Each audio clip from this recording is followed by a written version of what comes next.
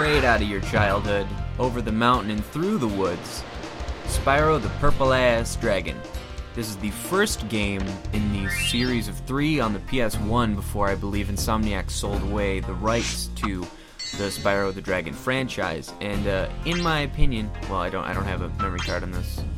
I'll create a save file, even though I have the real game, but my emulator memory card thing doesn't work very much, so I'm just gonna go with pretending like it does, just to make going through the game easier. And the plot is self-explanatory. Bad guy, gonna save him. Okay, rolling. Oh, it's been peaceful here in the 5 worlds, or is it... There are five worlds. For a dragon's age. We now have 12,000 treasure. 12,000 treasure or gems. You know. What about this Gnasty? I don't know why they said it that way. 12,000 treasure. But they have 12,000 12,000 singular. Like it's imagine like it's dollars. It's gems. Gnasty Nork is a simple creature. And this dragon here is making the mistake of insulting a beast called Gnasty Nork on what appears to be some kind of live dragon television. And therefore he assaults their world. Well, the 5 worlds, really. Looks like I've got some things And to do. now Spyro, for some reason, decides that he is going to be the lone savior of their worlds. And your goal and your journey is to help him. And the adventure begins here. Like I said, there are the first 3 games on PS1, and I own all 3 of them. And I gotta say, the second one's probably my favorite one, but this one's also a very close competitor. Obviously, the first one I've ever played because it was the first one it was out. Nestor. Thank you for releasing me, Spyro. Free 10 dragons. Free in the 10 artisan dragons world. Then in the find artisan balloonist. world, He'll transport and the you to balloonist next world. will take you to the next world. I'm going after him. Find dragons Yeah, first. you have That's to all I can tell you. free the dragons, and the more dragons you free, that's pretty much your thing that lets you go into the... Well, it's your progression mechanic, really. You save the dragons that were trapped in crystals by Gnasty Nork. Those things where you save the dragons are also your checkpoints / save points. Since I've played this game before, it's been a while, of course, but since I've played it before and it's very simple, and like, if you recall the guy saying there's 12,000 treasure, to be honest, is that a big number to you? So, I'm gonna go through and I'm gonna try to get 100% in this game, simply because if I just ran through and played straight through it, I, first of all, wouldn't have to do all the levels in order to beat the game. Second of all, it would be very quick. I could just run through every level from start to finish, and, you know, some levels would end up being less than a minute if that were the case. So I'm gonna go around getting every gem, which involves playing every level, and killing every enemy, and exploring every nook and cranny, most of which I really do remember. And also saving all the dragons, of course. And, you know, there's different things here and there. Oh, this is where the balloonist is to go to the next place, but I don't want to do that yet. Holding triangle looks around. Triangle, when you're gliding, you can glide. That's a cool mechanic that Spyro has, because he's got tiny wings, so he can't fly, but he can glide. And what's cool about that is gliding mechanics. It's very good.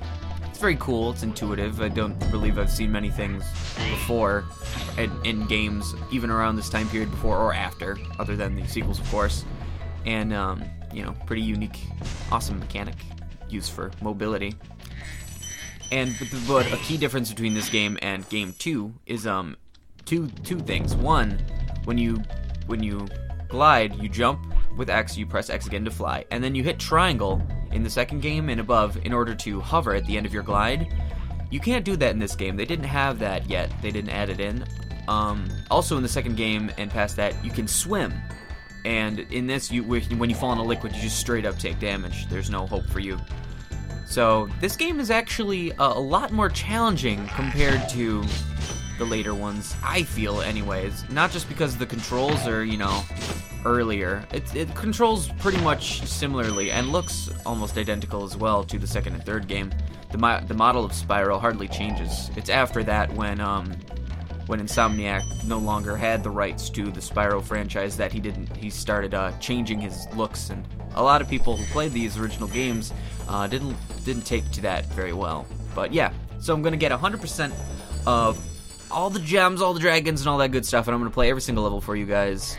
And see. Let's go over here. Yeah, I want to get all the gems first before I start opening up those dragons and going into the levels. Because I don't want to rush things. This is a great game, should be enjoyed in its entirety. And sometimes even watching it isn't enough. If you've played it before, I'm sure watching it feels good for you. But if you've never played it before yourself, or any Spyro game especially for that matter, or even if you played a post PS1 Spyro game, it's an experience you just have to have for yourself. Hey, Spyro, press the jump button Yes, twice jump to button glide. twice to glide. And don't be afraid. Afraid of heights. Of what? Falling from high mountain peaks, plummeting into prehistoric glaciers. Oh, that. Plummeting into prehistoric glaciers. Yeah, they get more into it with the controls in later games. But, you know, they add in more features and stuff like that. But in this, I think they got it pretty packed down. It's simple enough such that it's great. It's nothing too much, and it's just a beautiful game visually as well as conceptually. And I flamed up that fat guy. I know, like, the first video in any game series is gonna be kind of slow, but, you know, I gotta explain things, I gotta do introductory things, especially for people who aren't familiar with the franchise. I love Insomniac games, by the way. I was thinking of doing Ratchet and Clank as well. I emailed them about playing their games, and they never answered me, so I'm just assuming it's okay, because I see lots of other people play their games on YouTube. And after I get... how many... oh yeah, also there's a key thing here. When you press start, you can go to your inventory. Not only in the top left corner does it show you your total treasure, but when you go into your little thing here, your menu, it shows you the total treasure you have, well, gems really, compared to, you know, in all the levels plus overall. So there's 4 dragons to get here, and I've got 2 of them, and I almost have all of the treasure. I have 16 to go, which means I believe I only have 1 more area to explore, which may be over here. Yes, I think this is the last of it right here. And there's a dragon's mouth. You know, dragons, apparently in this universe, obviously good. The inhabitants of this universe mainly are dragons, such as the humans are in our world. However, that dragon head there is not good. Dragon heads like that are indicative of bosses. In this game, anyway, there's a few of them. Argus, I like that name. I love the names of these dragons, too. Cool Flash. Cool Do Flash. That again. He can't do it again. It has a 5-minute cooldown. Through a portal in the dragon League of Legends joke for but you all are of you not guys yet ready, who are First, you must complete aware, one of the other artisan who are a labs. member of the League community. That's 3 dragons, then there's the 4th one. I think I remember where the 4th one was. I think I walked past him. Yeah, you can't get in his mouth unless you rescue a certain number of dragons. Like I said before, that's the progression mechanic. It's really cool. Where's, actually, now that I think about it, I don't recall. Oh yeah, it's over here. Okay, I did see it and I did go straight around it. So, let's get Delbin. He's the, holy hell, he's Where's tall though. Nasty Nork? I'll torch him. Keep your horns Also, on, if you pay attention, Spyro. the voice actors You have for a lot much of to these learn dragons first. and other, Do you know what the people dragonfly in these games, following you is you doing? generally reuse the same His ones. name is Sparks, and he's helping and protecting you. Oops, I accidentally skipped that, but he was explaining the mechanics of the dragonfly behind me. He's yellow. He helps you take 3 hits of damage. He's yellow when you get hit once. He turns blue. Then he turns green when you take another hit. Let me jump in this water, since water hurts you in this game. You can't swim in it, again, like I said before. And it's gonna hurt me. And he turns blue. He starts yellow when you're at max, then blue, then green, then he disappears completely. If there is no Sparks the Dragonfly around you at all, you're done for. When you take damage, that's fatal. And then you kill the small creatures that aren't necessarily enemies. When you kill a real enemy for the first time, they'll drop a gem. When you kill those small woodland creatures that respawn every so often, they drop butterflies, generally. Oh, can't flame trees. Sometimes you can do cool things that interact with the environment, like these flowers. You can flame those and then they burn up. And okay, this little maze here is that, oh, these are nice. There's eyeballs there. You'd think that there was a creature inside of it. There's not. It's a golden dragon, and gave me life. I have 5 lives now, and I'm missing 2 gems. Oh, here they are. Nice. I got 100 out of 100 there, and I got all 4 dragons in this area. So now I'm gonna start by going through this first level here, Stonehill. It just seems, you know, it's the closest to the spawn. I feel like I should go through that first. And then there's a cool little flying sequence where it takes the treasure in whatever area you found and adds it into your total treasure. I already have 100 out of the 12,000.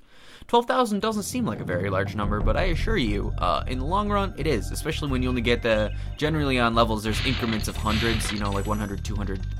Also 300 and 400. I can count by hundreds. Generally, you can flame most enemies. Some of them are flame resistant. Some of them have metal shields, for example. You cannot flame that shield, however, you can tackle them. These things, a lot of enemies you can just do both to. Some you can only flame, some you can only charge, etc. These boxes, they're kind of like wicker baskets. You can flame them or charge them. Then there's some vases and other similar things that you have to charge. You cannot flame them. I don't know why, flaming and charging a box isn't much of a challenge. I don't know why they... Like these, you can't flame them, but generally you're charging all the time anyway. They're just boxes. It's not like they can put up a fight. It's not like making it so that you can't flame them makes it any more difficult to open it up. So, here's the dragon here. Lindar. When you free a dragon or step on one of their platforms, you're saving your Yes, that's progress. what I explained before. That He's could be saying useful if you run save your into game trouble. when you step on Not those things. If that you step on it, if you ever just run run into over it, a trouble, little fairy Spyro. zaps you, and that acts as a checkpoint for if you lose a life, you respawn there. When you stand still on a... Well, I'll show you on the next dragon that I rescue. I don't know how many are here, but, I'll check after I explore all these areas. Okay, so there's 3 of these big doors plus the well in the center. So let's go in here, and boom, and a bim. Oops. Come on. Boosh. Got some... No, don't hurt me. Okay. Camera's kind of wonky. They fix it in future games. Yeah, you can use L2 and R2 to turn the camera. L1 and R1 rotate you. And also, these things here, they will obviously take you to the home world that you were just in. Aster. Oh, didn't I rescue him before? After you freed all the dragons, pass through this fancy vortex thingamajigger. It'll take you back to the artisan home. But first, let me tell you a story. No thanks. See ya. I'm pretty sure I just rescued a dragon with that same name, didn't I? I don't know. There's a few that not only do they recycle the models and the voice actors, but some of them have the same names as well. I don't know how they get recaptured. But you gotta keep an eye, in order to 100% this game, it's not necessarily difficult, but you gotta keep an eye out for things like this. This is a little secret. You can jump down off of this edge, and there's a cave over here. It's pretty neat. So let's go into the cave, and oh, there's a key. Now in this game, in the future games, there's many things you can do to combat the challenge issued by locked chests and things like that. There's some that are opened with explosives, some you can open up with your headbutts or whatever when you bash the ground with your face. In this one, when you see a locked chest, the only thing you can do is find the key. And this level does have a key. Therefore, it has a chest. I'm pretty sure you're supposed to find the chest first, which would then cause you to want to find... Oh, what the hell? I flamed him. Which would then cause you to want to search for the... Ow! What the heck-a-doodle? It'll make you... It'll trigger the search for the key is what I was trying to say. Now, see, the thing is, the general idea is that you can charge smaller enemies, and while these rams may seem big, there are much bigger enemies. For example, those, the shepherds. Those are like, those rams are charging at you, you can charge them back and flame them. So I'm gonna charge him too. Also, running on hills, the hills can be slippery, which is cool, I like that. Now, the weird part about these is that these are bigger. I wonder if I can charge them, let's find out. You can. However, your head, you don't just charge straight through them like you would a sheep like that. You have to... You bonk off of them. So they are bigger enemies. They cause you to bonk your head off of them, but they're not the biggest.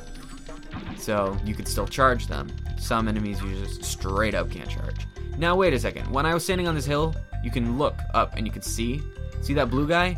He's the guy that was going na na na na na. Those guys are also imperative to the 100% completion rate of the game, and I'll explain why in a moment.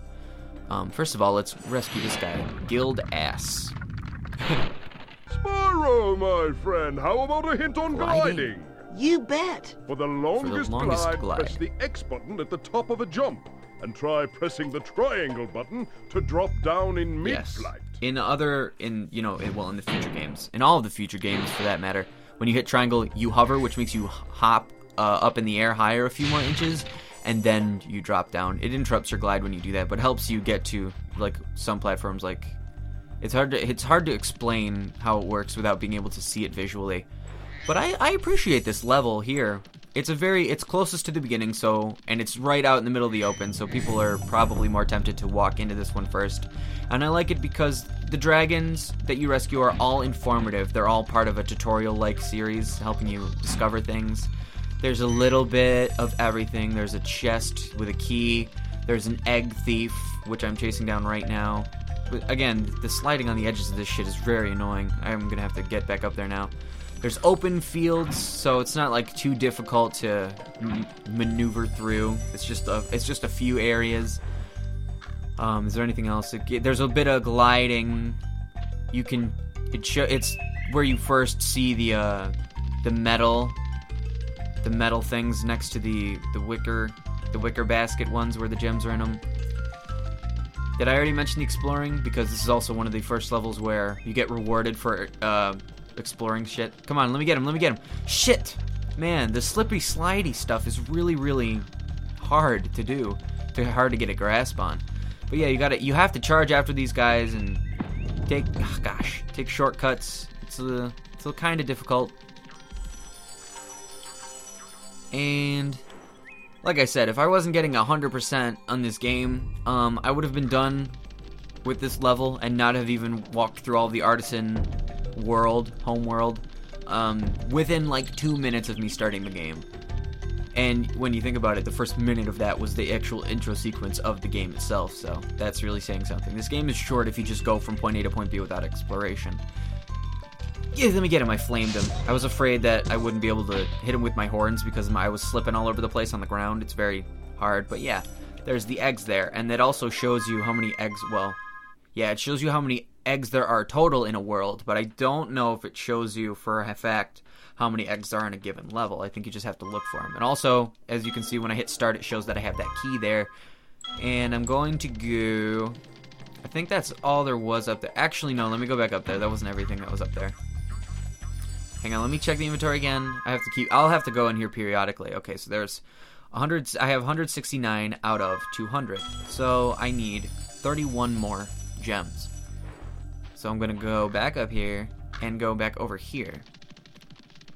And I could fall off of this. There's no invisible wall, so it's kind of, and some levels have invisible walls. A lot of them don't, though.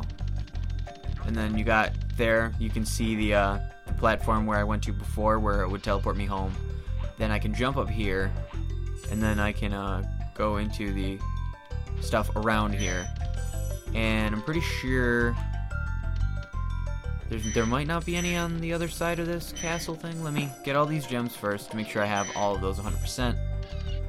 I gotta be thorough on this, because sometimes you miss one gem, you miss 2 gems, you miss a single gem somewhere, and it takes you forever to navigate through the level again and try to find it. Like this right here, this is an invisible wall, I can't go past that.